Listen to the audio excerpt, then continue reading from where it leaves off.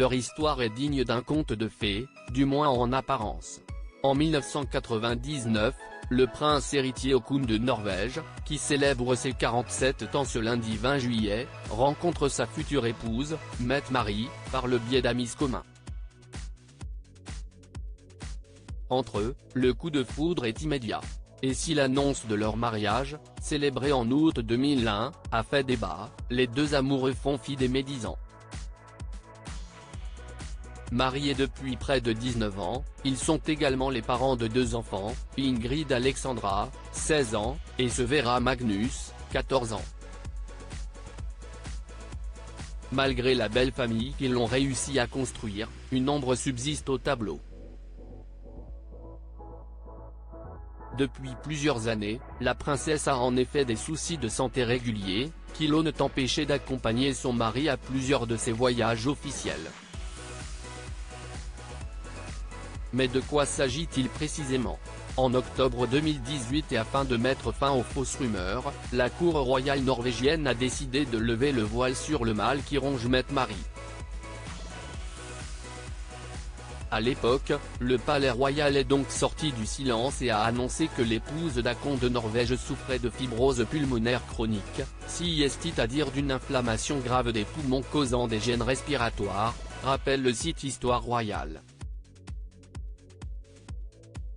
La princesse héritière a subi un suivi médical approfondi et une forme inhabituelle de fibrose a été détectée dans ses poumons, selon le docteur de la princesse héritière, le professeur Christian Bjørro, pouvait-on lire dans un communiqué officiel. Malheureusement pour la mère d'Ingrid Alexandra et de Sverre Magnus, cette maladie est incurable. Les médicaments ou autres approches thérapeutiques ne permettent hélas pas de soigner le patient.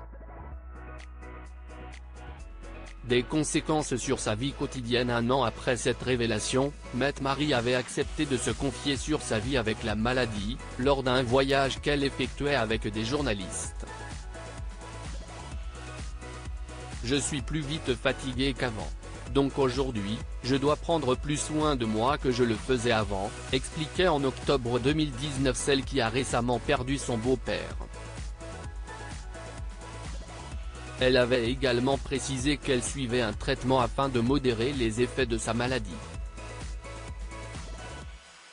Cette fibrose pulmonaire chronique a aussi permis à l'épouse du prince héritier de Norvège de prendre plus de temps pour elle. Je peux un peu plus décider de ma vie quotidienne et je réalise combien c'est bénéfique pour moi. Je peux me balader, avoir du temps pour lire, la vie s'est ralentie. Si sa maladie l'oblige désormais à s'organiser davantage, la belle-fille du roi Harald V et de la reine Sonia n'a jamais envisagé de mettre entre parenthèses ses engagements royaux. Ma capacité de travail variera, il sera nécessaire pour moi de m'organiser des périodes de congés plus fréquentes, en lien avec mon traitement et lorsque ma maladie sera plus active, précisait-elle à l'époque. Sa maladie ayant été décelée à un stade précoce, les médecins évoquaient une situation favorable la concernant. Dans cette épreuve, Mette-Marit peut compter sur le soutien sans faille de son mari, mais également de ses enfants qui sont là pour épauler leur mère malade. Dans le livre Haakon, Histoire d'un héritier du trône, paru le 2 novembre dernier, l'époux de Mette-Marit a fait quelques révélations concernant l'évolution de la maladie. Elle s'essouffle lorsqu'elle gravit une petite colline, a expliqué l'héritier de Norvège.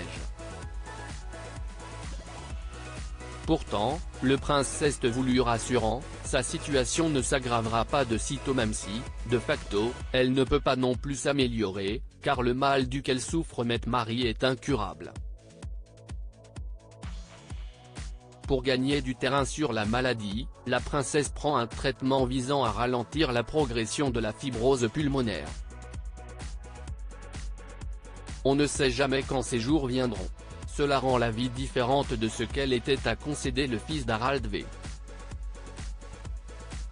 Crédit photo, Bakegrid USA.